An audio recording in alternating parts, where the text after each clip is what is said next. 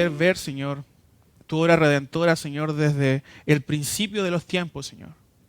Señor, desde el huerto del Edén, tú vienes, Señor, costeando el precio de nuestro pecado, de nuestra rebelión, mostrándonos con símbolos poderosos, Señor, que tu Hijo había de morir en la cruz del Calvario por nosotros. Ahora, Señor, vamos delante de ti para que tú nos abras las Escrituras nuevamente.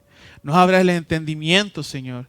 Que tú me fortalezcas, Señor, en tu espíritu para poder plasmar tu evangelio nuevamente en el Antiguo Testamento. Y que glorifiquemos juntos, Señor, a este Rey de gloria que vive por los siglos de los siglos. Te lo pedimos en Cristo Jesús. Amén. Entonces, hermanos, hemos llegado, ¿cierto?, a la cuarta entrega de esta serie que se llama El Evangelio según Ruth. El Evangelio según Ruth, así se llama esta serie. Y ya estamos en el capítulo número 4 de la serie.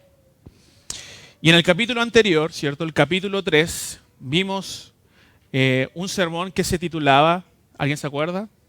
Amor que arriesga. ¿Se acuerdan? Y nos situamos en dónde? En la era de Booz. Ruth, ¿cierto?, fue enviada por Noemí. Quien tomó la iniciativa en el capítulo 3, ¿se acuerdan? Fue Noemí, y Ruth fue enviada con una propuesta matrimonial para Booz. Todo eso bajo el mandato del levirato, porque Booz era su pariente, ¿cierto?, y la podía tomar como esposa. ¿Lo recuerdan? Entonces, toda esa escena transcurrió en una intimidad. Había un contraste entre el capítulo 2 y el capítulo 3. ¿Se acuerdan? El capítulo 2 pasó todo a la luz del día, estaban los segadores, ¿cierto? Era un día de trabajo, pero el capítulo 3 se formó en la intimidad de aquella era.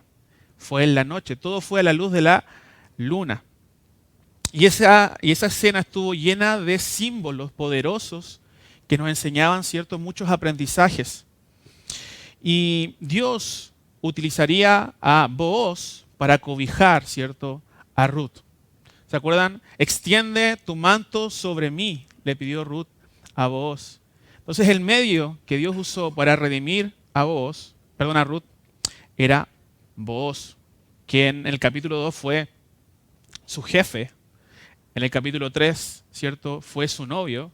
Y ahora en el capítulo 4 va a ser su esposo. Ya lo sabemos, ¿cierto? Ya vimos el final. Pero tenemos que ver cómo transcurre, ¿cierto?, esta historia. Entonces exploramos el carácter del amor verdadero en ese capítulo. ¿Cómo es el amor? Y lo vimos en el carácter de nuestros protagonistas. No vemos, ¿cierto?, en cada frase Dios hizo esto, Dios hizo aquello. Vemos Dios actuando en el carácter y en las acciones de los protagonistas. Vemos el Evangelio vivido en lo cotidiano, hermanos, en lo cotidiano. Y así es como debería ser, ¿cierto?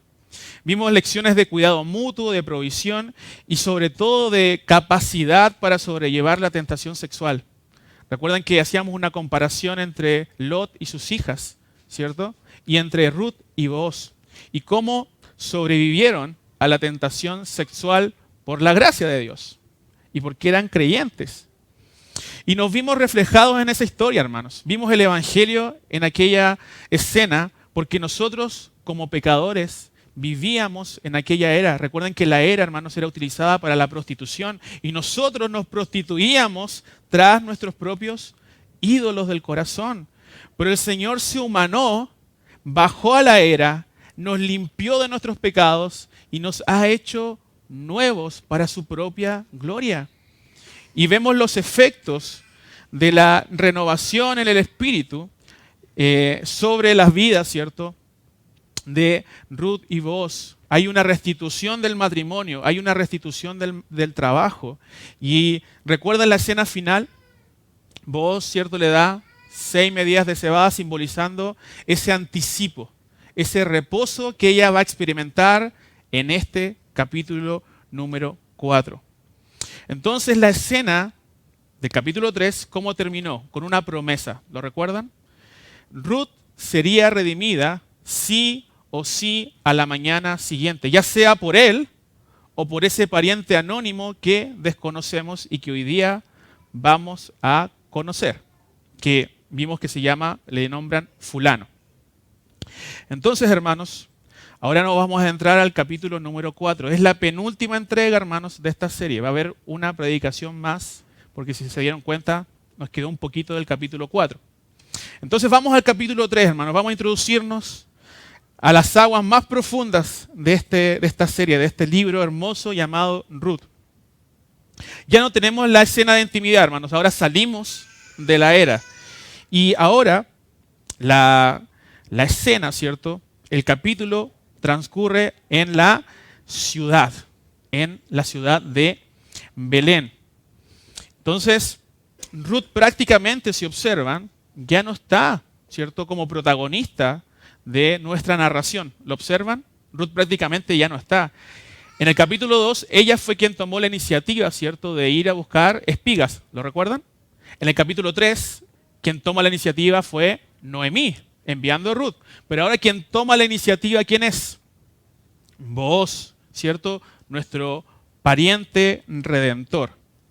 Entonces, hermanos, los próximos 10 versículos que veremos ahora a continuación son probablemente uno de los más detallados en cuanto a transacciones legales en el pueblo de Israel. Y es un ejemplo único de las Escrituras. No hay otro ejemplo así en la Biblia. Entonces, en el verso 1, si van al verso 1, podemos ver que Booz sube a la ciudad y se sienta ¿en dónde? ¿En qué parte de la ciudad? En la puerta. En la puerta. ¿Por qué en la puerta? Porque la puerta, como hemos aprendido en la escuela dominical, ¿cierto?, en Administradores Fieles, vimos que era el centro de comercio, de las transacciones comerciales, la audición de la ley. Ahí se realizaba el mantenimiento de la gobernación y la administración civil. Ahí también circulaban las noticias, los anuncios públicos y también se resolvían, hermanos, las disputas legales. Y ahí es donde nuestro amado y héroe Booz se dirige. Hermanos, piensen en esa caminata de Booz. Hermanos, recuerden que Booz está enamorado de Ruth. Él no sale a tonta y a loca a resolver este asunto. Él no es un joven, él es un hombre maduro. Es un hombre hecho y derecho, hermanos. ¿Se dan cuenta que si te hubiese pasado esto a ti o a mí probablemente, hermanos, hubiésemos salido a buscar a fulano por todos lados, a golpear su casa, a destruir su cerco, su jardín? Dame a Ruth. Él no hace eso. Él es un hombre que confía en la provisión del Señor. Entonces, él se dirige a ese lugar. Entonces, hermanos, él deja su causa al Señor. Él tiene que ir por la provisión de la palabra. Él tiene que ir a resolver este problema. David Burt, comentando acerca del carácter de Booz, dice lo siguiente: ¿cuántas veces nos desvivimos según nuestra propia lógica humana y nuestros intereses creados por defender lo que supuestamente nos pertenece y garantizar así nuestro futuro? Pero el Señor se ríe de nosotros cuando actuamos así. En cambio, si como Booz nos preocupamos por la ley de Dios, lo que está haciendo Él es preocuparse de la ley de Dios y de nuestras obligaciones morales y entregamos en manos del Señor nuestros derechos y nuestro futuro, Él, hermanos, Él nos va a vindicar. Él deja esto en las manos del Señor. Él tiene por suma importancia la ley de Dios. Entonces recordemos que es Dios, Jehová, quien está uniendo a Ruth y Booz. Pero Él mismo está propiciando todas las instancias para que esto suceda.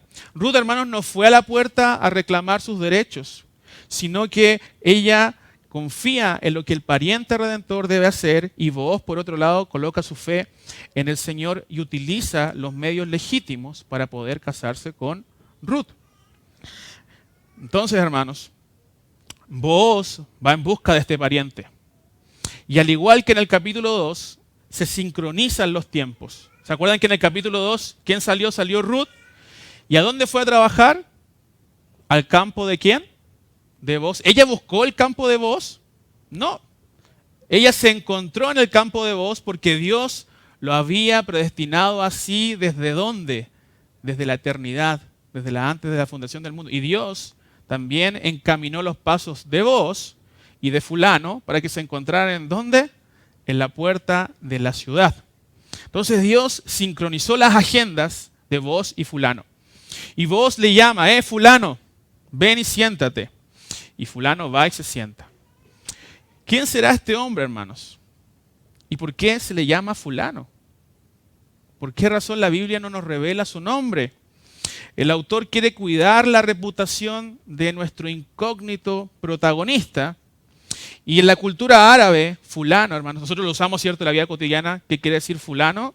Persona cualquiera, ¿cierto? Nosotros usamos este lenguaje, pero es árabe. Pero lo usamos aquí en Occidente. Hermanos, y más adelante descubriremos el porqué de esta incógnita. ¿Por qué la Biblia y el autor no nos revelan el nombre verdadero de fulano? ¿Ya? Él no se llama fulano por si acaso, para que no piensen eso. ¿Ya? No es así. ¿Ya? Entonces, Booz se reúne con él y él toma a 10 varones de la puerta, 10 ancianos. Entonces, ¿qué quiere decir esto? Que la conversación que vamos a estudiar tiene un carácter legal. Tiene un carácter muy solemne, porque lo que está en medio de esto es tierra de Elimelech, pero también hay una vida y 2 vidas de por medio, Ruth y Noemí. Entonces todo lo que vamos a estudiar tiene un carácter legal. En Israel, hermanos, se necesitaban 10 personas para oficiar una boda. No podía empezar el servicio en la sinagoga si no habían 10 hombres. ¿Y esto de dónde sacan los judíos? ¿De dónde lo sacan? De un carácter legal también relacionado a Abraham, cuando él ora por Sodoma y Gomorra. Él pide y va disminuyendo el número, y él llega hasta 10 números. Señor, contempla 10 justos aquí, y si hay 10 justos, no destruyas las ciudades. Entonces, de ahí viene esa referencia. Entonces, este número de hombres eran visados por la misma ciudad, eran reconocidos por la ciudad como hombres de sabiduría y justos. Entonces, hermanos, lo que estamos viendo aquí no es una compra en el sentido moderno cuando yo voy a la feria, ¿cierto? No es eso, tampoco es cuando vamos al mall. Acá hay un carácter solemne y legal. Lo que estamos viendo aquí, hermanos, es algo increíble. Entonces, en el verso 3 se inicia la conversación. Y Booz expone de forma muy formal los hechos y coloca una oferta de oro sobre la mesa. Una oferta de oro.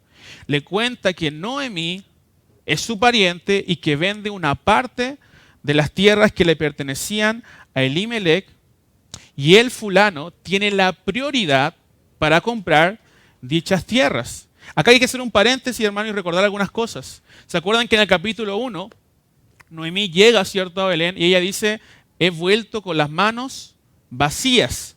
Pero no era así, hermano. Ella tenía tierras ahí. Lo que pasa es que en ese momento la amargura le carcomía, ¿cierto? Y ella no veía futuro. Pero Dios, ¿cierto?, había guardado esas tierras.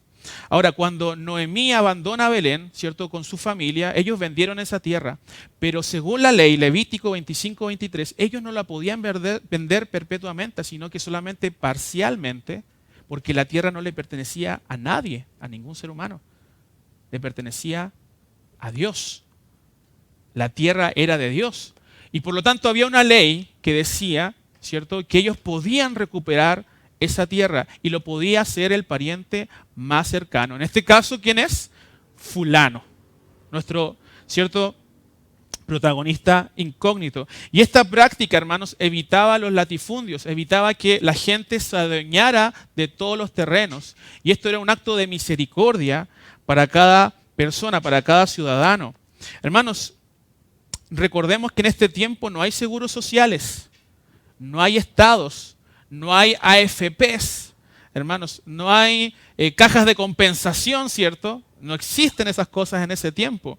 ¿Quién se encargaba de los ancianos, de las viudas? Las familias. ¿Y eso debería ser así hoy en día? Hoy, hermanos, esa ley también es para nosotros. Las familias se encargan de las familias. Más allá de que podamos ahorrar, hermanos, ¿cierto? Y tener una pensión. Pero las familias se encargan de las familias. Y así mostramos misericordia y damos provisión a quienes nosotros amamos. El verso 4 nos muestra que Booz había decidido darle esta información a fulano, que se la quiere declarar. Él quiere ser transparente con fulano. Él pudo haberse guardado esta información, hermanos, pero él es transparente. Y Booz le pide una respuesta. Fulano, si quiere redimir, hazlo. Pero si no quieres, decláramelo, para que yo lo sepa, porque no hay otro que redima sino tú y yo después de ti. Eso lo dice el verso 4. Hermanos, si fulano responde un rotundo sí, yo quiero redimir. No supongamos que la historia se termina acá. Se logra el objetivo, Ruth es redimida, ¿no? Pero nosotros, ¿cómo nos sentiríamos? Esperamos todo, estas 4 predicaciones a que Ruth y Booz se casen. Nos frustramos con esto, hermanos. Él dice, sí, yo voy a redimir, ¿cierto? Y voy a comprar esa tierra. Entonces, a veces, hermanos, nuestra frustración no es solamente el pecado, sino que también cuando alguien quiere actuar justamente. John Piper lo pone así: la causa de nuestras frustraciones no solo es el pecado, sino que también la justicia inoportuna, la justicia inesperada que quiere dar fulano. No esperábamos, hermano, este desenlace, pero gracias a Dios, ¿cierto? No es así. Dios va a allanar el camino para que Ruth y Booz se casen legítimamente. Y hermanos, Booz no pierde la calma en ningún momento. Él no se pone a llorar, hermanos. Él es un hombre maduro y espera en el Señor, pero también es sabio. Usa su inteligencia y utiliza su sabiduría. Entonces Dios usa esa sabiduría de Booz. Hermanos, Él no pasa por alto los dones y las habilidades de los hombres. Cuando Ruth, hermanos, va a trabajar, ella, ¿cierto?, no recibe, entre comillas, gratuitamente lo que se le dio en el campo de Booz. Ella trabajó por ello. Dios no pasa por alto las habilidades de los hombres, sino que las usa para su gloria. Entonces, ahora, además de contarle a fulano sobre la tierra, en el verso 5 le cuenta sobre los deberes y sobre los derechos de poseer dicha tierra. Entonces le explica que la tierra viene con algunas añadiduras. Añadiduras que este fulano no se esperaba, hermanos. Él no sabe en lo que se está metiendo aquí. Entonces, Booz le explica que ese mismo día, hermanos, fíjense en el lenguaje, ese mismo día, no antes, no después que comprara la tierra, debería casarse ¿con quién? Con Ruth. Con lo cual no podía dilatar la respuesta. Booz lo coloca entre la espada y la pared. Pero lo hace legítimamente, usando sabiduría de Dios. Parafraseando, dice, ok, si quieres redimir la tierra está bien, pero debes hacerte cargo de Ruth y debes hacerte cargo de Noemí. Entonces Booz guardó esta información esencial hacia su favor, para la gloria de Dios, hermanos. Entonces, con la compra de la tierra, fulano tenía que casarse con Ruth. Y fíjense cómo la describe, porque eso es muy importante. Ella es moabita y es viuda, hermanos. Ahí empezó la cara, hermanos, de fulano se empieza a transformar, hermanos. A ella, moabita, y más encima viuda. Hermanos, recuerden que los moabitas eran enemigos naturales del pueblo de Israel. Entonces, quizás un atisbo de racismo empieza a brotar del corazón de nuestro amigo fulano. El pariente anónimo, ¿qué empieza a hacer en su cabeza? Empieza a calcular gastos. Entonces, y es probable que él hubiese sido viudo y tenía hijos. Por eso es que él dice, no quiero echar a perder mi heredad, porque tendría que repartir su tierra entre sus hijos de su antiguo matrimonio y este nuevo matrimonio. Entonces él cambia su respuesta.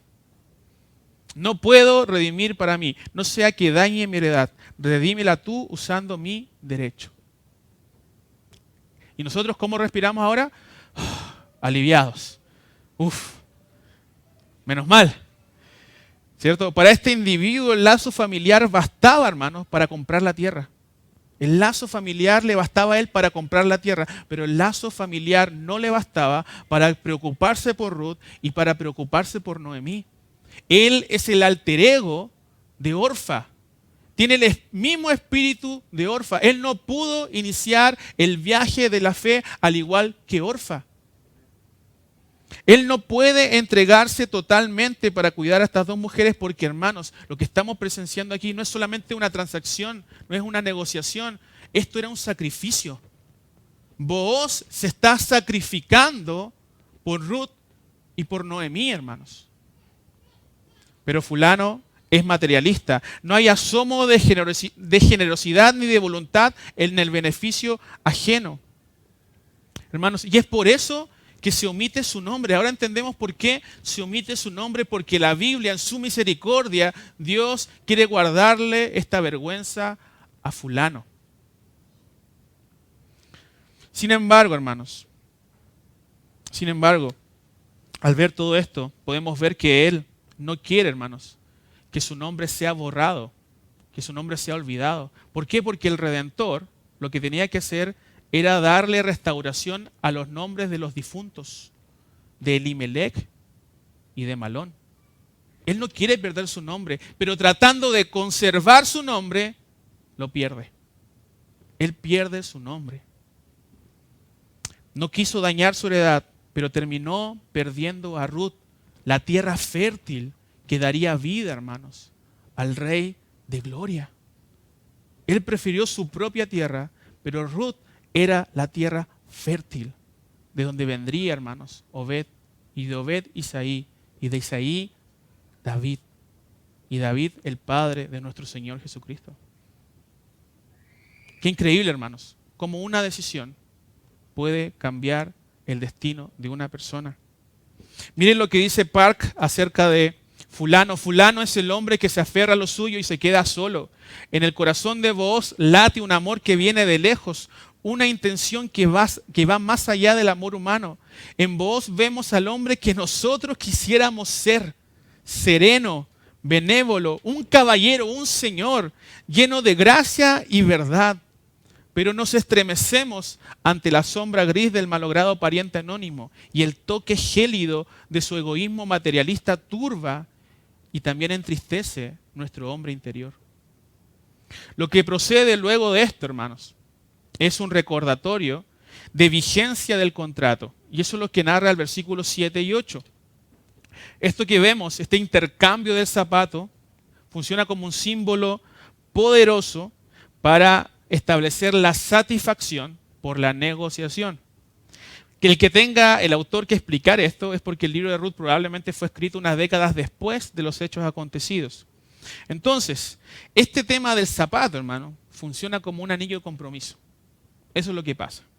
Entonces, le entrega, ¿cierto?, el zapato, y lo que quiere decir es que el poseedor de este zapato puede entrar, pisar y salir de la heredad transferida. Pero este acto señalaba algo mucho, mucho más profundo, hermanos. Y es que era que el derecho sexual era transmitido a Booz y fulano se quedaba sin nada. Es más, si usted va a Deuteronomio en su casa 25 del 8 al 9, si Ruth hubiese estado ahí y hubiese presenciado toda esta escena, ella hubiese tenido el derecho de quitarle el zapato y escupirlo en la cara a fulano, por no hacerse cargo de ella y darle, ¿cierto?, nombre a los muertos, Elimelec y Malón. Entonces, así sería hecho a quien no quisiera edificar casa a su hermano. Luego de esto, Booz remata la negociación, hermanos. La remata, resumiendo públicamente las cláusulas y las implicancias de esta negociación. Vamos al versículo 9 y 10, dice: vosotros sois testigos hoy de que he adquirido de mano de Noemí todo lo que fue de Elimelec y todo lo que fue de Kelión y Malón, y que también tomo por mi mujer a Ruth, la moabita, mujer de Malón, para restaurar el nombre del difunto sobre su heredad, para que el nombre del muerto no se borre de entre sus hermanos y de la puerta de su lugar. Vosotros sois testigos. Vos inicia con la frase vosotros sois testigos y termina con la misma expresión. ¿Se dan cuenta de eso? Ese es el sello, como si fuera una carta por dentro y por fuera de esta transacción. Booz ha adquirido de las supuestas manos vacías de Noemí tierras y también a Ruth. Entonces esos son los beneficios de la negociación.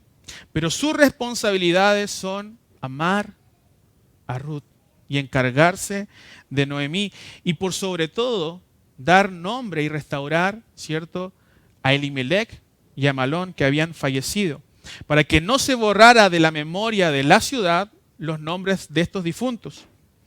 Entonces, con esto el autor hace un contraste poderoso entre Booz y fulano. Nuestro héroe, hermanos, Booz está dispuesto a pagar por la tierra, casarse con Ruth, lo cual sin duda que era un privilegio, porque era un privilegio, era una mujer virtuosa. Pero hermanos, él está dispuesto a que su nombre sea olvidado. Él está dispuesto, hermanos, a que sus hijos no lleven su nombre, sino que lleven el nombre de Elimelech y Malón. Hermanos, él no hace esto por conveniencia, por ser una persona correctísima, por ser escrupuloso, sino que es por obediencia y devoción al Dios de Israel. Y también porque amaba a Ruth. Porque amaba a Ruth.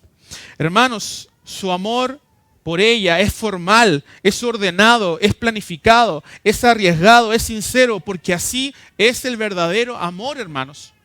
Así es el verdadero amor. Así que, queridos hermanos que están en busca de una mujer o de un varón para casarse, ya saben lo que no es el amor.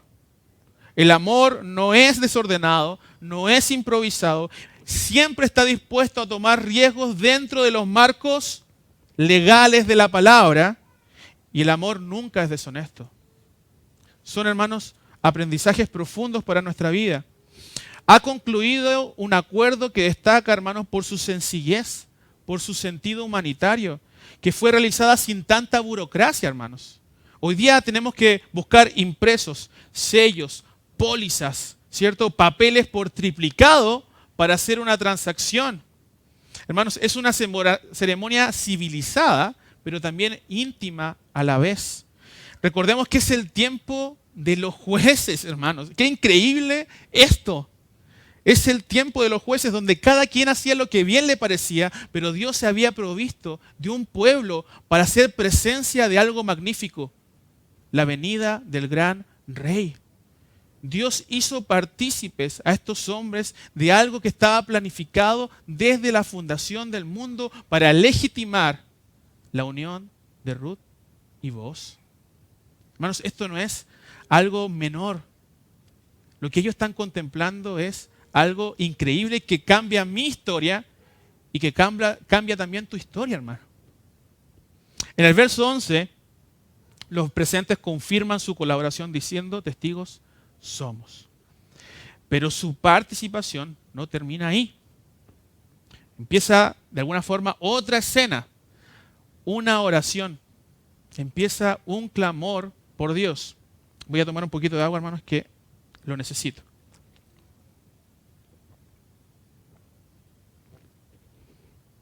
Empieza una oración. Sus amigos empiezan a orar para que tengan un hijo. Y qué bello, hermano, cuando tus amigos oran por ti para que tú tengas un hijo. Algunos lo hemos vivido. Y también hemos visto la alegría que provoca, ¿cierto?, que tú tengas un hijo. Y ver la alegría de tus amigos cuando tú das esa noticia. Empiezan a orar. Oran por Ruth y desean que ella sea como ¿quién? Como Raquel y Lea. Pero curiosamente, hermanos, nombran en primera instancia a Raquel y no a Lea. ¿Quién tuvo primero hijos? Fue Lea. Pero ellos nombran a Raquel. ¿Por qué? Génesis 29:31 se nos dice que Raquel era estéril. ¿Se acuerdan? Raquel era estéril. Situación similar que ha experimentado Ruth. ¿Se acuerdan? Ella estuvo en Moab 10 años casada con Malón y nunca tuvo hijos.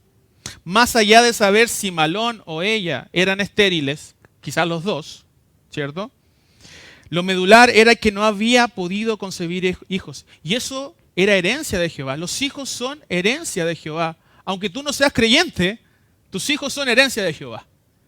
Amén. Y eso lo dice el Salmo 127:3. Y así lo entienden los habitantes de Belén. Suplican al Dios de los cielos para que Dios abra la matriz de Ruth. Porque Él es el que abre matrices y cierra matrices. Entonces, Dios, hermanos, abrió la matriz de Raquel, de Sara y de Rebeca, todas mujeres estériles, hermanos. Dios sembró, hermanos, la línea del Mesías en medio de la esterilidad, en medio de lo que no producía nada. Qué increíble, hermanos, es nuestro Dios. Él hace lo que no es para que sea. Y así es el Evangelio de Cristo, hermanos. El Evangelio de Cristo siembra en nuestros corazones que no producen nada. Y empieza a revertir las consecuencias del pecado en nuestras vidas y en nuestras familias. Los habitantes oran para que el nombre de Ruth y Boaz tomen su lugar en la línea sanguínea del Mesías. Ellos están imitando la fe de Abraham. Eso están haciendo, hermanos. Ellos creían que de Ruth y Boaz vendría bendición para Belén y para el mundo. Además, oran por Boaz. No solamente Ruth era el problema, hermanos. Boaz también tenía problemas. Y vamos a verlo. Y la oración por él es increíble. Le dicen dos cosas. Seas ilustre en Efrata. Seas ilustre en Efrata. ¿Por qué Efrata? Efrata, hermanos, ¿qué significa? Fecundidad. ¿Y quiénes eran efrateos al principio de la historia? Malón y Quelión son nombrados como efrateos. Pero ellos no pudieron producir nada. Lo que le están diciendo es que queremos que tú, vos, seas un verdadero efrateo. Que tú fructifiques. Que Dios la haga fértil. Y piden también que sea de renombre en Israel, hermanos. Qué increíble, hermanos. Él está dispuesto a perder su nombre, pero la gente alaba su nombre.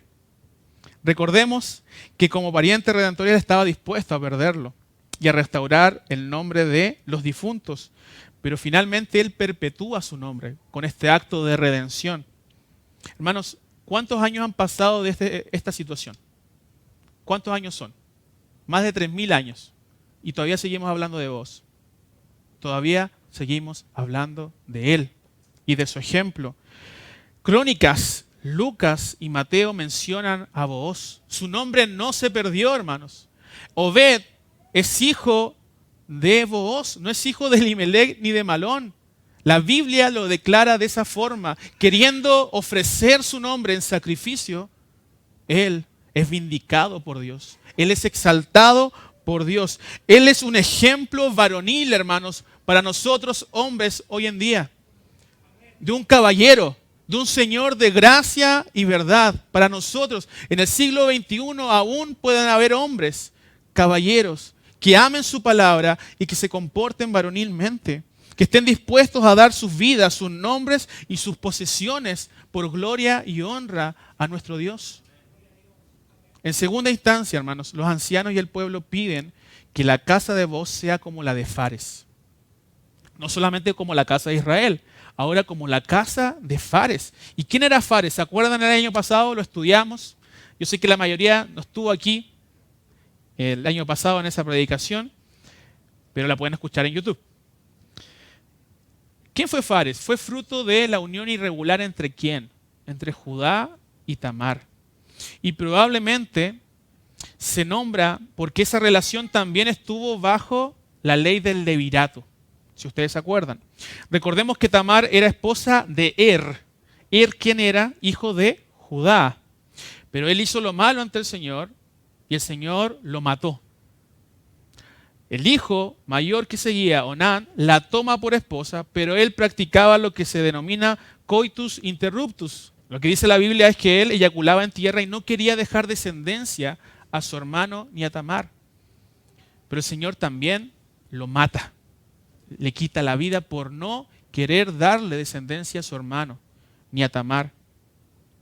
Judá tenía un último hijo, ¿se acuerdan? Selá, y no se lo quiere dar. Esta mujer mata hombres. Ella está maldita. ¿Y qué hace Tamar? Ella se rebaja como mujer, engaña a Judá y se acuesta con él. Una vez, solo una vez se acuesta con Judá. Y de esa única relación sexual nacen gemelos, Fares y Sara. Ahora, ¿por qué el pueblo pide para que sea como la casa de Fares y no como la de Sara? Porque la descendencia de Fares fue mucho más nutrida que la de Sara. Número 26 del 20 al 22 lo ejemplifican. Y segundo, los habitantes de Belén eran descendientes de Fares. Eran descendientes de Fares. Y por último, hermanos, la relación de Judá y Tamar y la de Ruth y Boaz no tienen mucha similitud en cuanto al proceso, porque recuerden que lo de Tamar y Judá fue algo escandaloso. Pero había una similitud. Ruth y Tamar no habían podido tener hijos y Boaz y Judá eran viejos. Las posibilidades, ¿cierto?, de tener hijos eran menores.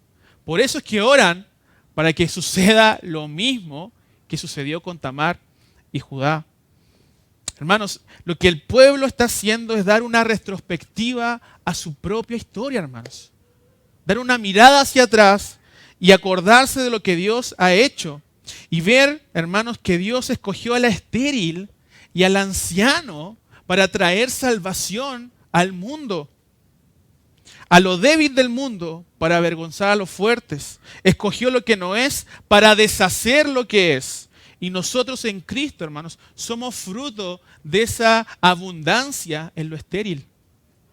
Así que Obed será heredero de 2 casas, hermanos. No de una, sino de 2. Casa de Israel, casa de Fares. Verso 13. Booz se llega a Ruth. Tienen relaciones sexuales, hermanos. Y tienen un hijo. Las oraciones del pueblo son respondidas. Se embaraza, hermanos. Y ella da a luz.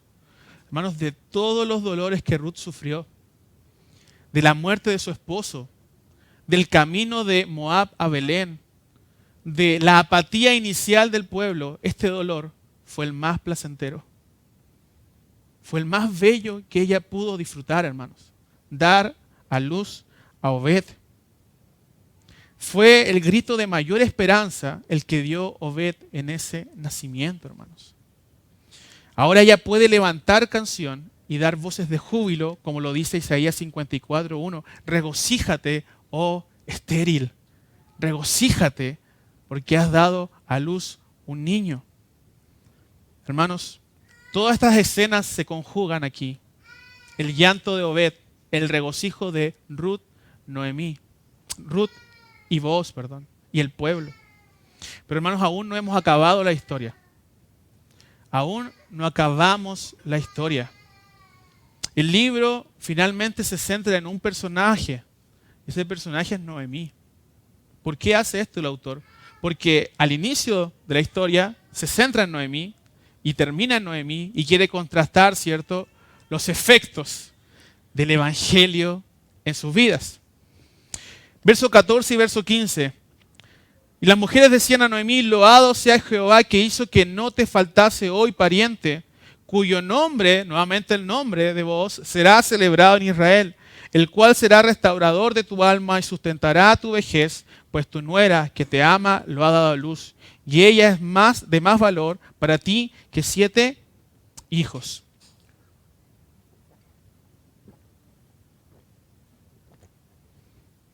Primero, hermanos, las mujeres del pueblo alaban a Dios.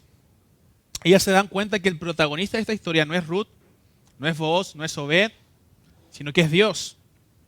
Él había preservado vivo a Booz para que sea el redentor de Ruth y Noemí. Y el nombre de este hombre sería celebrado en Belén.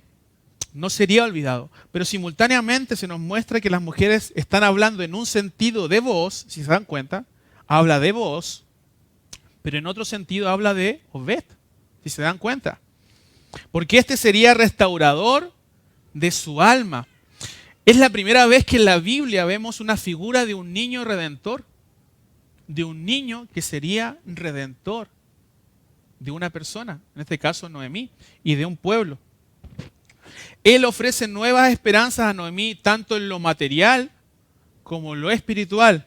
Noemí prácticamente había muerto junto a su familia, ¿se acuerdan? El primer capítulo, la tragedia. Ella quería incluso cambiarse el nombre a Mara, amargura. Entonces, hermanos, este pequeño le devuelve la vida, le devuelve el aliento. Así que tanto Booz como Obed son redentores de Noemí. Ambos, tanto Booz como el pequeño.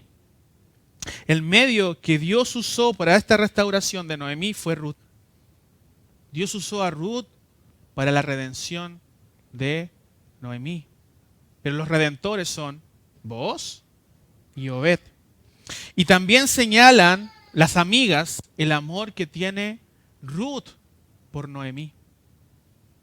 Un amor, hermanos, que va más allá de lo que nosotros pensamos en cuanto a los familiares. Ella estuvo dispuesta, ¿cierto?, a irse con ella, a olvidar sus dioses, olvidar su familia, a abrazar al Dios de Noemí e incluso si era necesario, no volver nunca más a Moab, morir en Israel junto con el pueblo de Noemí. Hermanos, Ruth no solamente era una mujer virtuosa, sino que en su valor ella excedía al valor de 7 hijos, que era el número perfecto, ¿cierto? Qué raro encontrar esto, ¿cierto? Tan feminista en la Biblia, una mujer que vale más que 7 hijos. Pero era por su virtuosidad, por su devoción a Dios. Verso 16, vemos la escena casi final de nuestra historia. Noemí, hermanos, toma al pequeño en sus manos, en su regazo. Hermanos, esta imagen es conmovedora. Ella lo toma en sus brazos. Y miren el simbolismo que hay en el capítulo 1, ella vuelve con sus manos vacías. En el capítulo 2, sus manos están llenas de alimento dado por Ruth. En el capítulo 3, sus manos están llenas de cebada mandada por Booz. Pero ahora en el capítulo 4, sus manos tienen un hijo, un pequeño. Hermanos, sus manos supuestamente vacías sostienen a un pequeño. En cuanto a la sangre, Obed es hijo de Booz y Ruth, eso es verdad. Pero en términos sociales es hijo de Noemí. Es hijo de Noemí. Es el hijo que Dios le ha dado en sustituto de los muertos. Noemí había perdido su tierra y Dios por medio de su palabra se la devuelve por medio de Booz. Noemí había perdido a Elimelech, a Malón y a Kelión, pero ahora su nueva familia es Booz, Ruth y Obed. Dios restauró todas las cosas. Él salvó lo que se había perdido. La vida triunfa sobre la muerte. La palabra nos dice que Noemí sería el aya del pequeño, su maestra. ¿Y qué le enseñaría, hermanos? ¿Qué le enseñaría Noemí al pequeño Obed? Y quiero que echemos a volar, ¿cierto?, nuestra imaginación. Hablando del arte hoy día en la mañana, echemos a volar nuestra imaginación. Veamos a Noemí anciana, hermanos, con un pequeño de la mano, en un campo de Israel. Un campo que era de Elimelech, pero que ahora es de Booz. Y desde el hogar, en un ventanal, Ruth y Booz viendo la escena. Y el pequeño le pregunta a ella: abuelita, mamá, ¿por qué nosotros somos cristianos? ¿Por qué nosotros somos del pueblo de Israel? ¿Por qué Jehová es nuestro Dios? Y ella tenía que responderle de una forma. Y la palabra lo prescribe así. Vamos juntos a Deuteronomio 6, del 20 al 25. Quiero que me acompañen. Deuteronomio 6, del 20 al 25.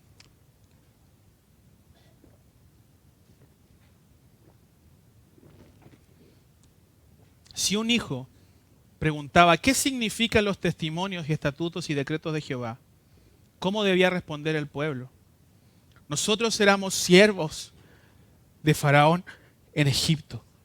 Y Jehová nos sacó de Egipto con mano poderosa.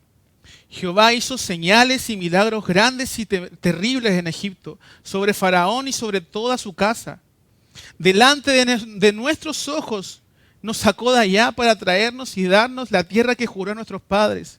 Y nos mandó Jehová que cumplamos todos estos estatutos y que temamos a Jehová nuestro Dios, para que nos vaya bien todos los días y para que nos conserve la vida como hasta hoy. Y tendremos justicia cuando cuidemos de poner por obra todos estos mandamientos delante de Jehová nuestro Dios, como Él nos ha mandado.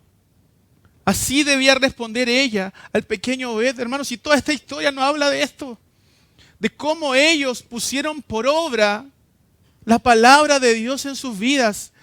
Ella le cuenta su historia de redención también, desde Moab a Belén. Ella le cuenta la misma historia de redención nuestra, que estábamos en Egipto y que Cristo nos salvó de la esclavitud del pecado. Ella le enseñaría piedad al pequeño Obed. Hermanos, más allá que nosotros le enseñemos deportes, ciencias, matemáticas, artes, las diferentes disciplinas a nuestros hijos, nosotros debemos enseñarles la historia más bella jamás contada, el Evangelio de Cristo.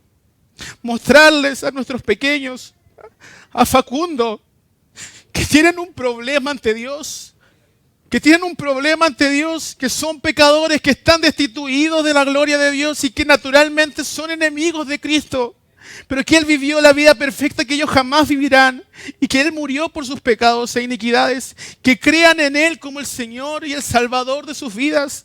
Esa es nuestra misión como padres. Y esas palabras las repetiremos en nuestras casas, en los caminos, al acostarnos y al levantarnos. Y si no hacemos eso, vamos a fracasar, hermanos. Nuestra responsabilidad es esa.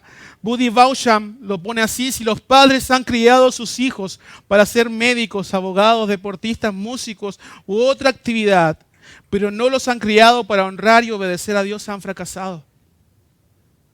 Hemos fracasado. No estamos diciendo con esto, hermanos, que tú estás a cargo de convertir a tu hijo, pero tú tienes un mandato delante de Dios, de criarlos en la piedad.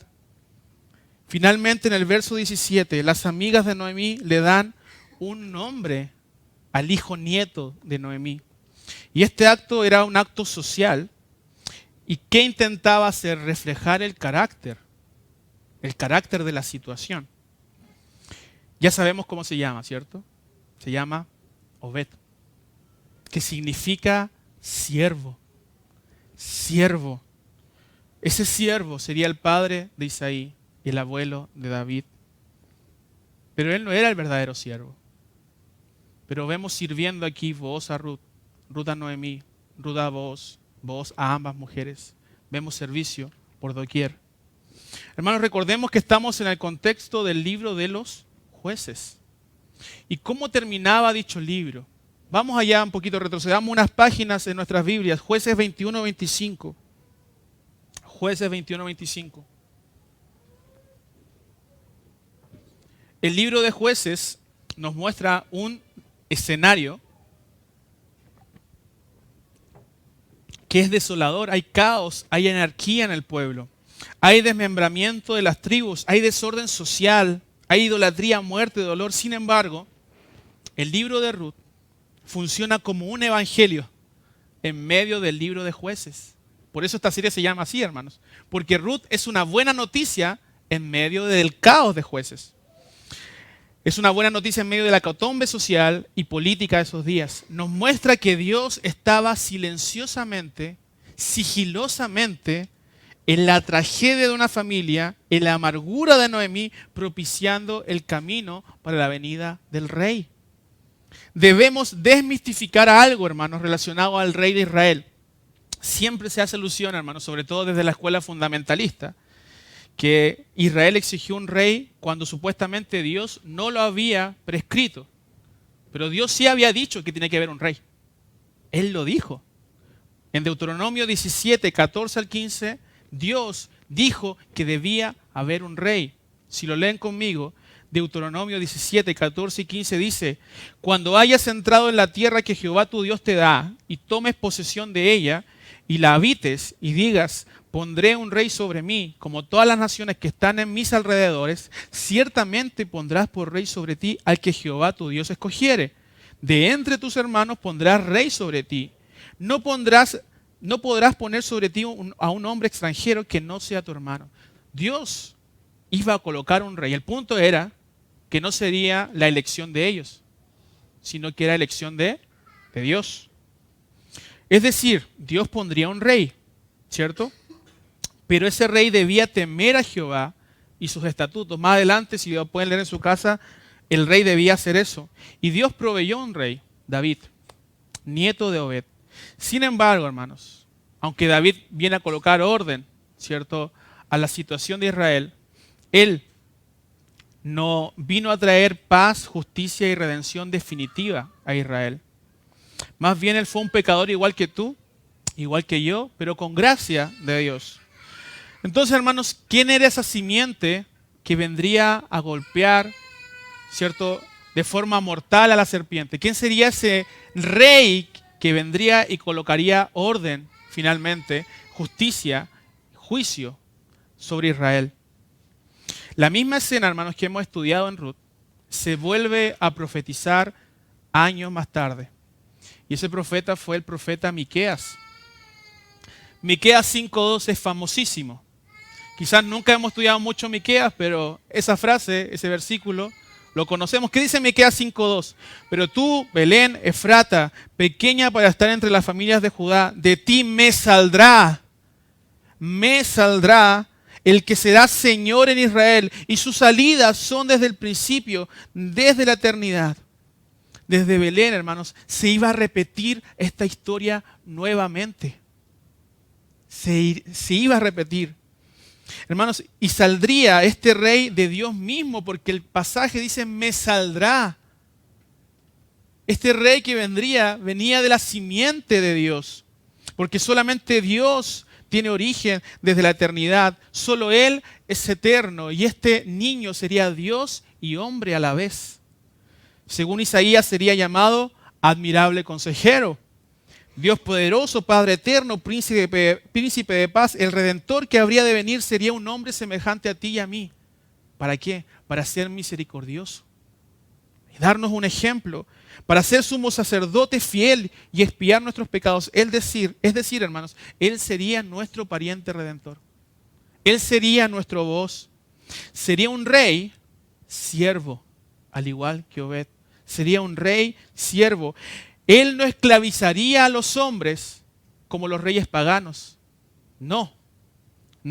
Lo que este rey vino a hacer es trabajar y conquistar los corazones de sus enemigos desde dentro de ellos, cambiando su naturaleza, cambiando las naturalezas de sus corazones de piedra a carne, para que ellos como súbditos voluntariamente se arrodillan ante este rey de gloria.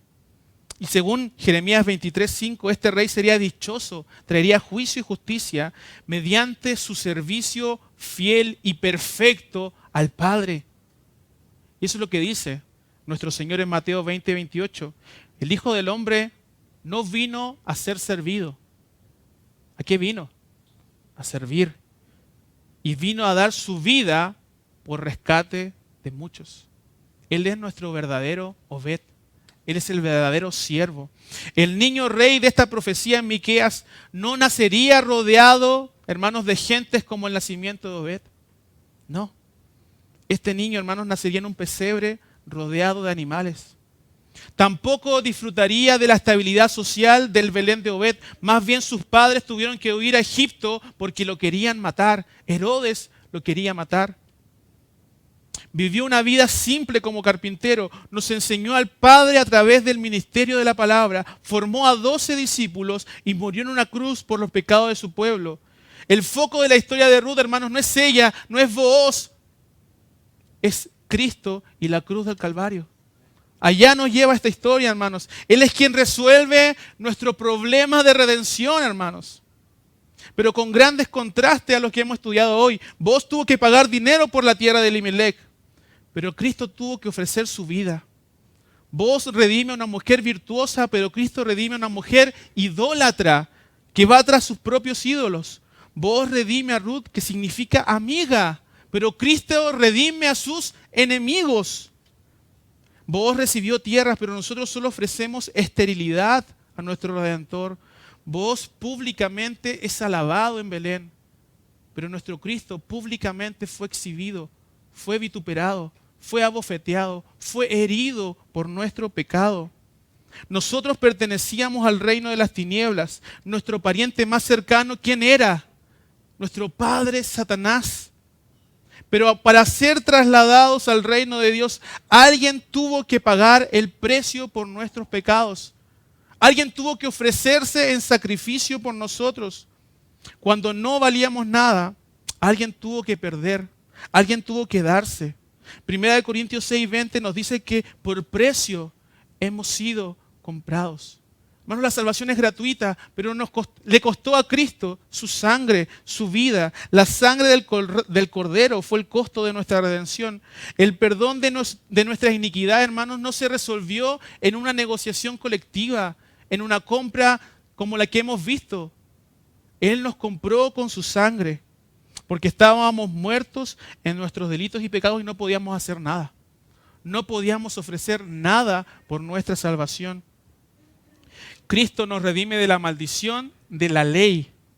hecho por nosotros maldición, Él tomó forma ¿de qué? De siervo.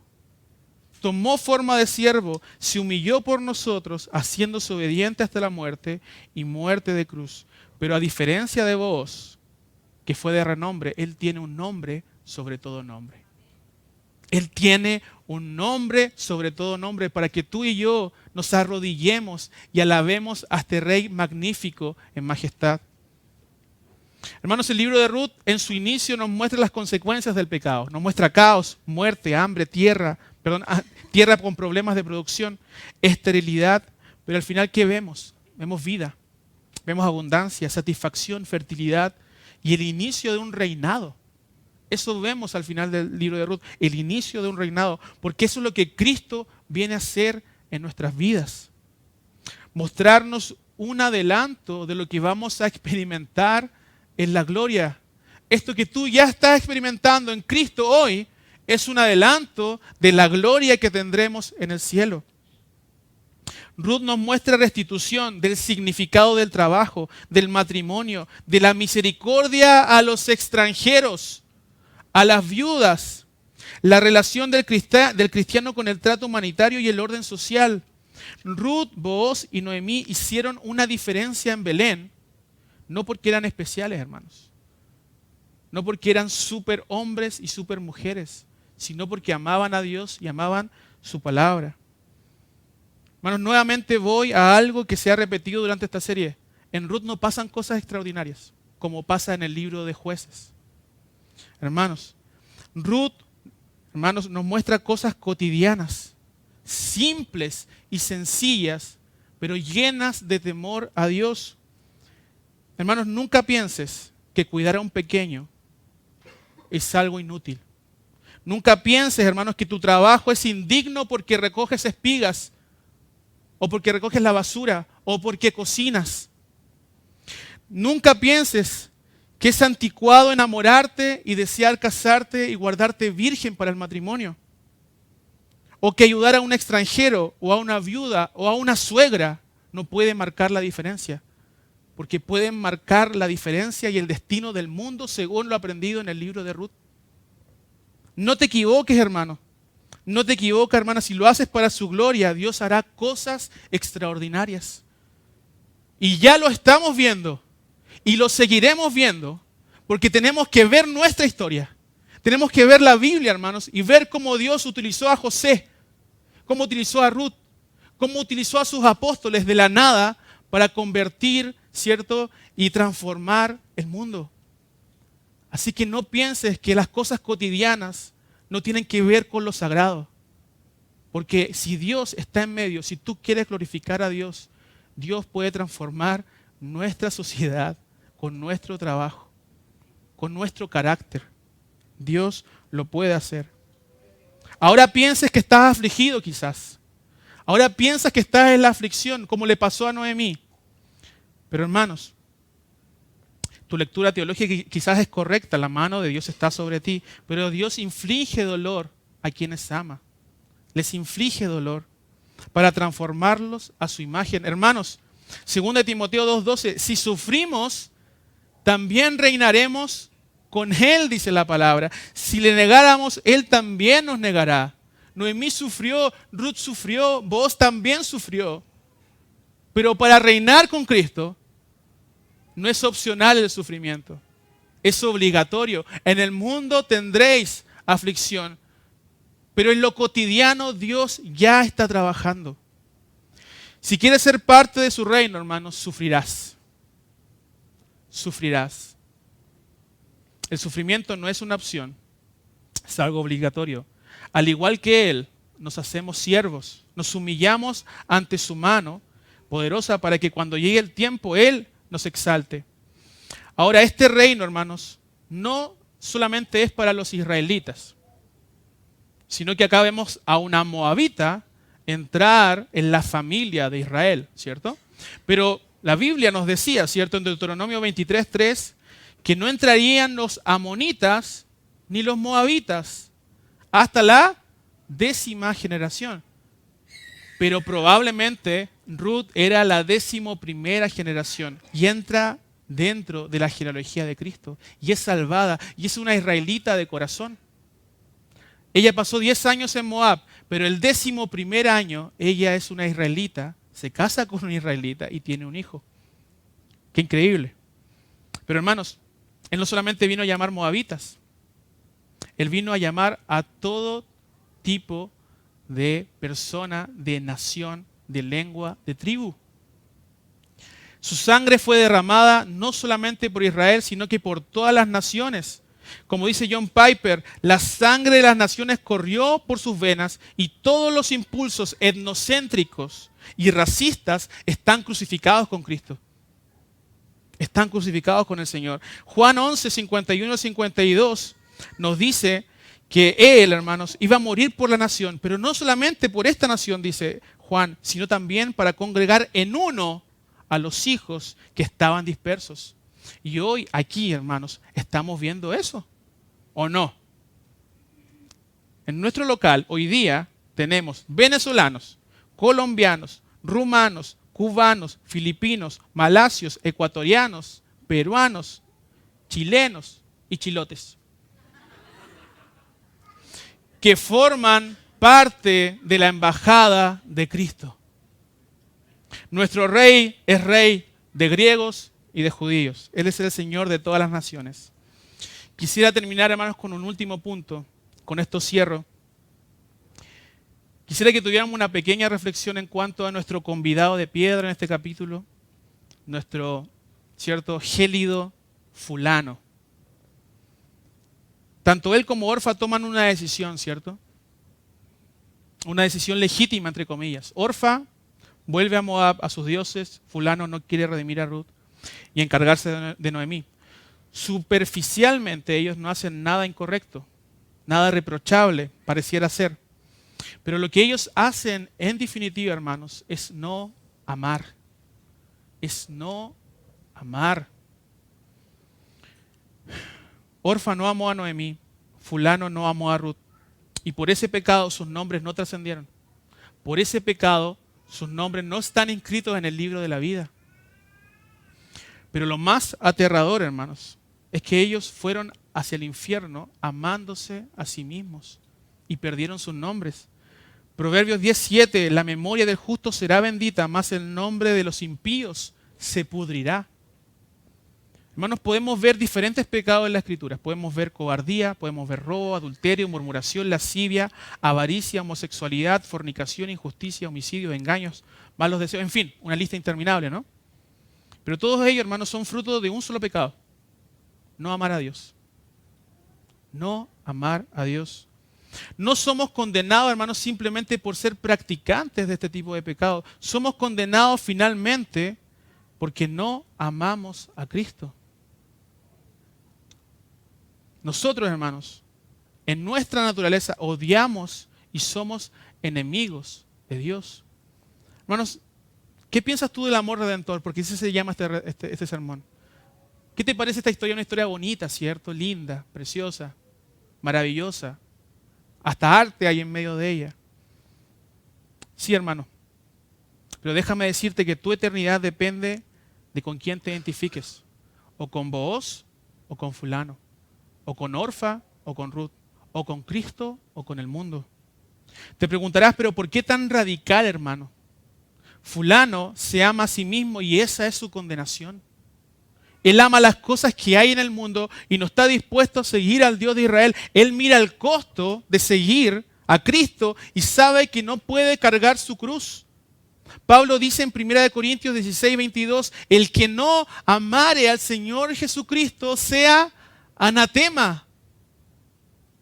¿Y qué significa anatema? Significa maldito por Dios. Pablo está definiendo lo que es ser cristiano y lo que no es ser cristiano.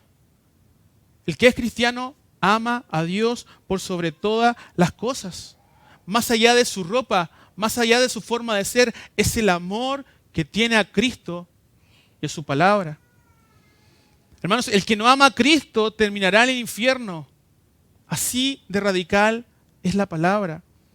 Lo que tú pienses de Cristo, lo que sientas por Él, odio o amor, no hay más opciones, hermanos. Definirá tu eternidad. No hay más posiciones. Charles Spurgeon oraba pidiendo al Señor que le perdonara, porque veía la cruz, veía su condición y le molestaba el hecho de no amar más a Dios. Porque él conocía su pecaminoso corazón. Hermanos, ¿cuándo fue la última vez que te preguntaste esto? ¿Amas a Dios por sobre todas las cosas? ¿Amas a Cristo?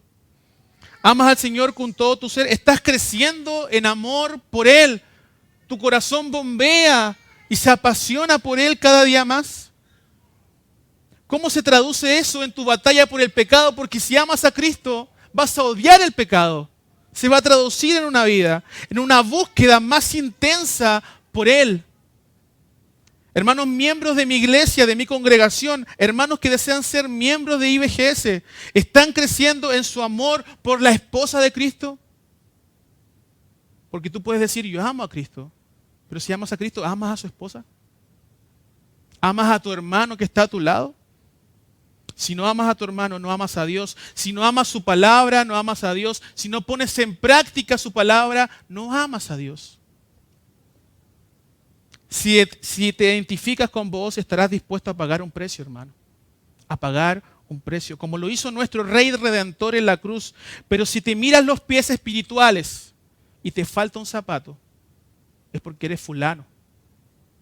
Si te miras los pies, hermanos, y eres un ceniciento espiritual, es porque vas camino al infierno. El mismo espíritu de fulano habita en ti. Y ten en consideración que la primera venida del rey fue como un siervo, pero la segunda venida de este rey será como un león. Y él vendrá a juzgar a todos nosotros. ¿Y quién podrá mantenerse en pie? Por eso te aconsejo que compres la verdad y no la vendas. Y la verdad es Cristo. Él es el camino, la verdad y la vida.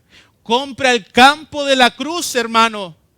Compra el campo de la cruz, vende todo lo que tienes y sigue a Cristo. Cásate con su novia, como lo hizo vos. Sé parte de este pueblo y tendrás vida en abundancia, porque disfrutarás de Él y te deleitarás en Él y en su gracia. Amén. Porque así es la vida que Cristo da a sus súbditos. Vamos a orar. Señor, gracias por tu abundante palabra. Gracias porque tú nos llenas, Señor, de ella y nos enseñas a través de distintos símbolos, de distintas formas, tu amor redentor hacia nosotros. Padre, qué misión, qué privilegio y qué trabajo tenemos, Señor, en este mundo de proclamar las virtudes de aquel que nos llamó a su luz admirable. Señor, acá está mi congregación, aquí estoy yo presentes. Queremos corresponder a este amor redentor. Queremos darnos, Señor, totalmente, sin reservas, sin condiciones a ti. Señor, ayúdanos a pagar el precio. Ayúdanos, Señor, a poder tomar la cruz y seguirte a ti, Señor Jesús. Tú eres, Señor, nuestro pariente redentor. Gracias. Gracias por tu redención magnífica, admirable. Señor, contemplamos tu gloria y somos transformados de gloria en gloria. Miramos la cruz, miramos tu sacrificio, Señor, y tú trabajas en nuestros corazones a través de tu Espíritu Santo. Gracias, Señor, por tu amor redentor. En Cristo Jesús te pedimos estas cosas y te damos gracias y alabanza. Amén y amén.